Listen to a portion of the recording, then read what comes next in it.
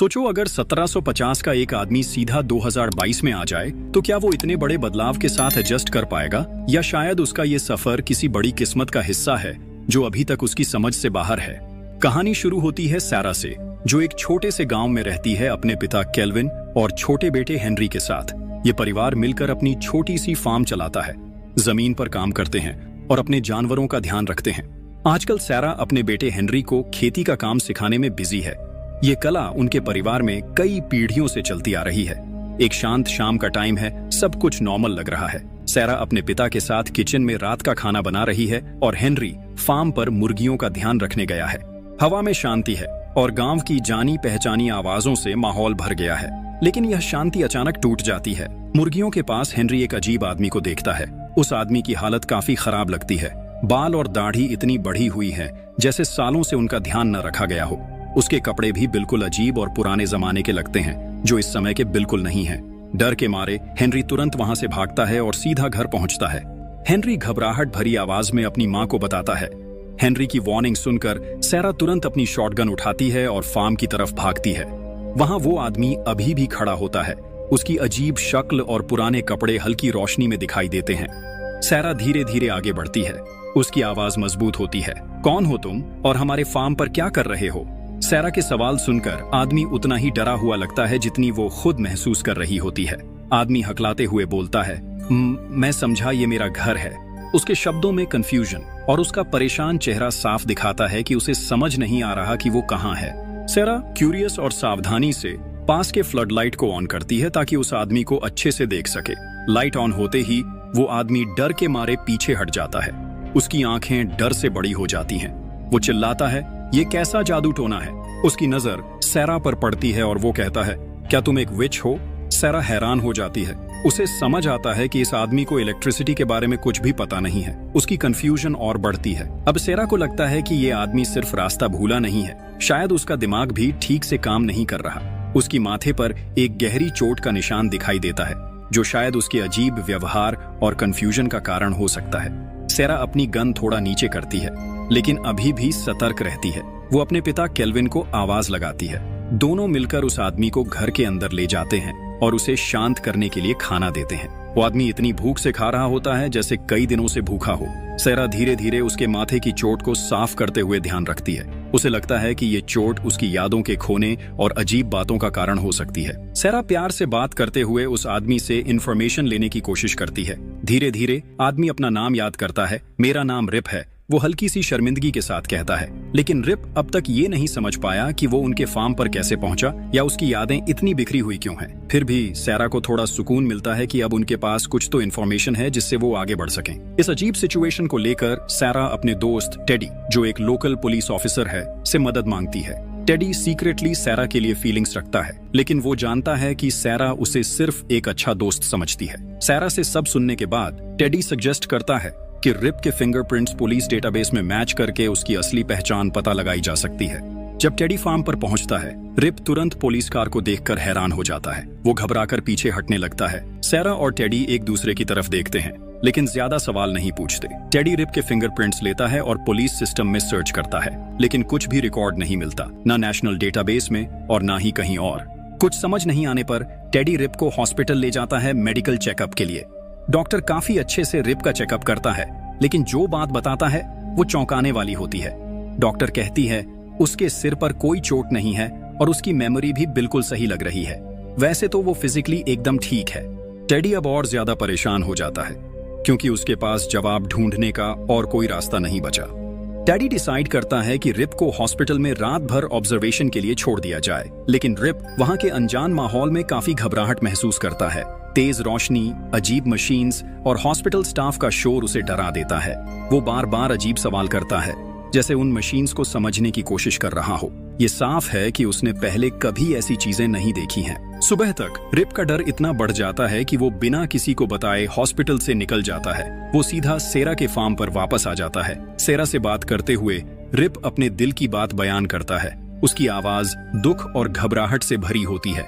वो कहता है कि उसे ये समझ नहीं आ रहा कि वो यहाँ कैसे पहुंचा और ये सब क्या हो रहा है, लेकिन एक बात वो जरूर जानता है, वो यहाँ से कहीं और नहीं जाना चाहता। रिप की बात सुनकर सैरा का दिल पिघल जाता है। वो उसे अपने घर में रहने की परमिशन देती है और उसके लिए खाने और रहने का इंतजाम करती है। थोड़ी देर बाद टेडी फार्म पर आता है। हॉस्पिटल से भागने के बाद से ही वो रिप को ढूंढ रहा था। वो सैरा से अपनी चिंता शेयर करता है। उसका कहीं कोई रिकॉर्ड नहीं है, पता नहीं वो खतरनाक हो सकता है या शायद कोई आतंकी। लेकिन सैरा अपनी सूझबूझ पर भरोसा करते हुए कहती है, मुझे ऐसा नहीं लगता, वो मुझे एक अच्छा इंसान लगता है। जब तक उसकी यादें वापस नहीं आती वो यहीं रहेगा। बातचीत के दौरान रिप अपनी अधूरी यादों का जिक्र करता है। मैंने कहीं अमेरिका में एक जंग लड़ी थी, वो याद करते हुए बोलता है। ये बात सैरा की जिज्ञासा को बढ़ा देती है, क्योंकि उसके एक पड़ोसी का रिश्तेदार एक जंग के दौरान गायब हो गया था। रिश्ता ढूंढने की आशा में सैरा और केल्विन रिप की मदद करते हैं, उसके बढ़े हुए बाल और दाढ़ी काटकर। लेकिन जब सब खत्म होता है तो यह साफ हो जाता है कि रिप उस लापता आदमी जैसा बिल्कुल भी नहीं दिखता। रहस्य अभी भी बना हुआ है, लेकिन इस दौरान रिप फार्म पर मेहनती और भरोसेमंद साबित होता है। उसकी लगन और काम देखकर सैरा और बाकी लोग काफी प्रभावित होते हैं। सैरा फैसला करती है कि जब तक रिप की यादें वापस नहीं आती वो उसे एक पक्का काम देगी। सैरा और केल्विन मिलकर फार्म के एक कोने में एक छोटा सा कैबिन तैयार करते हैं जहां रिप रह सके। जब रिप कैबिन देखने जाता है तो वो एकदम रुक जाता है, जैसे कैबिन के अंदर कोई राज छुपा हो जो सिर्फ उसे समझ आए। ये मेरा घर है, वो पूरी यकीन के साथ कहता है। उसकी आवाज कांप रही होती है। सैरा ये सुनकर हैरान रह जाती है, ये कैसे हो सकता है? ये कैबिन तो यहाँ पिछली कई पीढ़ियों से है। लेकिन रिप अंदर जाने की जिद करता है और सैरा भी उसके पीछे चल पड़ती है। कैबिन के अंदर आकर रिप इधर उधर देखते हुए कहता है कि अंदर काफी कुछ बदल चुका है। उसकी नजर एक लकड़ी के बीम पर जाकर टिकती है और वो उस पर बने हल्के निशानों की तरफ इशारा करता है। रिप कहता है ये रोमन न्यूमरल्स हैं और समझाने लगता है, जब मैं 8 साल का था तब मैंने अपनी डेट ऑफ बर्थ और अपने इनिशियल्स यहाँ कार्व किए थे। सब लोग हैरान रह जाते हैं क्योंकि वो निशान अब तक वैसे ही हैं। सैरा उन मार्किंग्स को ध्यान से देखने लगती है। वो डेट जो रिप के मुताबिक उसने कार्व की थी 1756 की है, यानी 266 साल पुरानी। ये सुनकर सैरा के शरीर में एक ठंडी सी लहर दौड़ जाती है।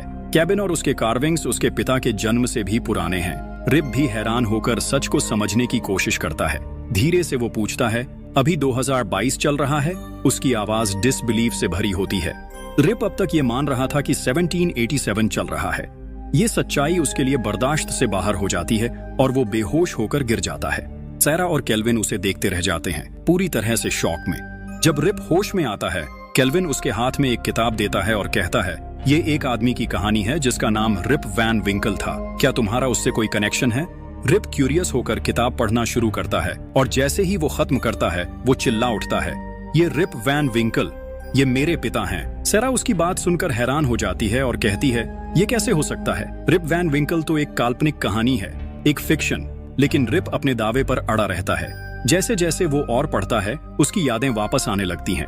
धीरे धीरे वो अपनी कहानी बताता है, जब मैं छोटा था मेरे पिता हमें छोड़कर चले गए और मुझे घर और सब कुछ संभालना पड़ा। जिंदगी आसान नहीं थी। समय के साथ मेरी माँ चल बसी और घर को बचाने के लिए मेरी बहन की शादी करनी पड़ी। जब मैं 17 का हुआ तो मुझे अमेरिका की आजादी के लिए जंग लड़ने के लिए बुलाया गया। जंग के दौरान मुझे गोली भी लगी थी, पर मैं बच गया। जंग के बाद मैं वापस अपने घर गया और फिर से खेतीबाड़ी शुरू की।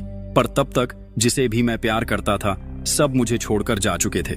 मेरे साथ कोई नहीं था, मैं बिल्कुल अकेला था। रिप कहते कहते रुकता है, जैसे पुरानी यादों का बोझ महसूस कर रहा हो, और फिर बोलता है, एक दिन अचानक मेरे पिता वापस आए। पर सबसे अजीब बात ये थी कि वो बिल्कुल वैसे ही दिख रहे थे जैसे उस दिन दिखते थे जब वो हमें छोड़कर गए थे। एक दिन का भी बुढ़ापे का असर उन पर नहीं था। मेरे पिता ने एक असंभव कहानी बताई। उन्होंने कहा कि वो जंगल में भटक गए थे, पहाड़ों पर चढ़ गए और एक केव मिली। उस केव के अंदर उन्होंने एक अजीब सी शराब पी और फिर सो गए। जब वो उठे तो 20 साल बीत चुके थे। रिप बोलता है, गांव वालों ने उनकी बात पर विश्वास नहीं किया और सच कहूं तो मैंने भी नहीं किया, पर वो कसम खाकर कहते रहे कि ये सच है। आखिर में मेरी जिज्ञासा मुझे शांत नहीं रहने दी। मैंने फैसला किया कि मैं खुद जाकर देखता हूँ। मैं जंगल गया, पहाड़ों पर चढ़ा और वहीं केव ढूंढ ली, बिल्कुल वैसी ही जैसे मेरे पिता ने बताई थी। मैं अंदर गया और तभी बाहर तेज बारिश शुरू हो गई। मैंने सोचा कि तूफान थोड़ा शांत हो जाए तब निकलूंगा, पर जब मैं केव के बाहर आया तो सब कुछ बदल चुका था। रिप रुककर गहरी सांस लेता है, फिर बोलता है, उसी रात जब मैं घूम रहा था और सब समझने की कोशिश कर रहा था तब मेरी मुलाकात हेनरी से हुई।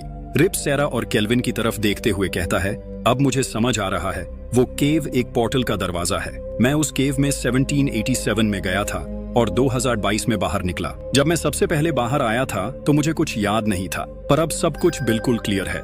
सैरा को इस पर विश्वास करना मुश्किल लगता है। ये एक जबरदस्त कहानी